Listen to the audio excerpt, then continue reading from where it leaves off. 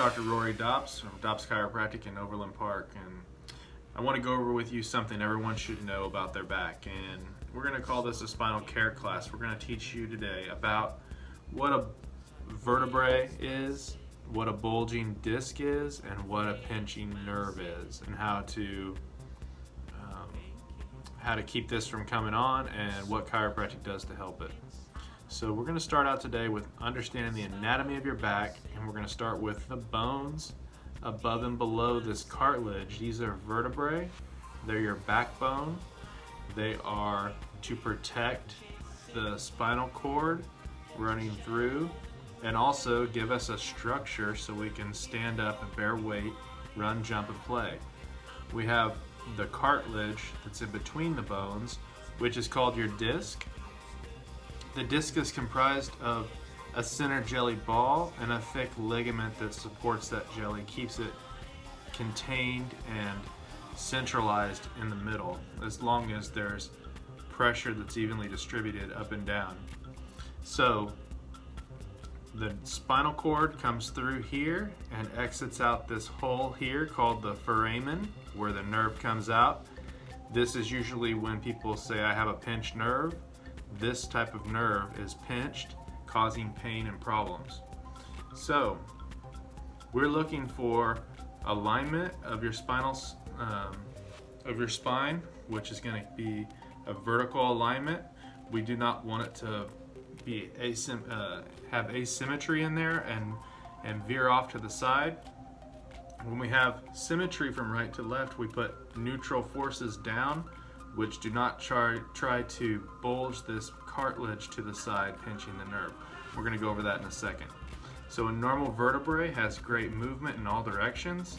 It can rotate, it can bend forward, it can bend to the side. All that's good.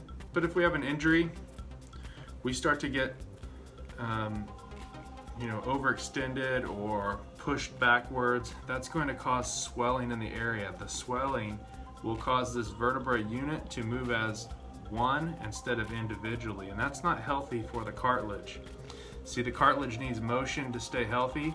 If it doesn't move, it doesn't eat, and if you didn't eat for 10 or 15 years, you would get very skinny, and that's what happens when we go into more of a moderate phase of arthritis. We start to thin out the cartilage. I'll show you a model here that has more of a thinning cartilage. So here would be the cartilage is thinning out, or if you've had someone that says, my knee is close to bone on bone, I have no cartilage in my knee, they are in a more of a moderate arthritis. In this case, we see that the pressures have pushed the disc nucleus out to the side, which lays upon the nerve, causing pain and problems. That's going to look like this, where it starts to bring it to the side more. And if we look in here, we can see that the disc is making less room for the nerve to come out, causing inflammation in that nerve. So more of an advanced arthritis is when you let it ride for 10 to 20 years and we start to get close to bone on bone or fusion in that area. And this is one of the things that we can't do a lot with at this point because it's gone too far. The body is trying to fuse these two segments together to make it to where it locks you down. And it's very similar to what happens in a surgical fusion. If you had a surgery, they would put screws in here and bind these together with a plate and screws, causing no motion, and it accelerates this fusion process faster. So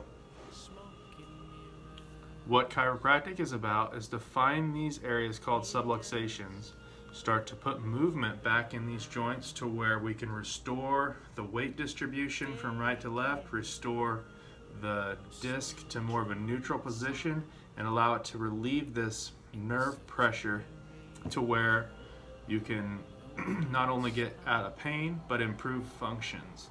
So most of the time when we think about pressure on a nerve, we think about pain, and back pain would be or neck pain would be what we're thinking of.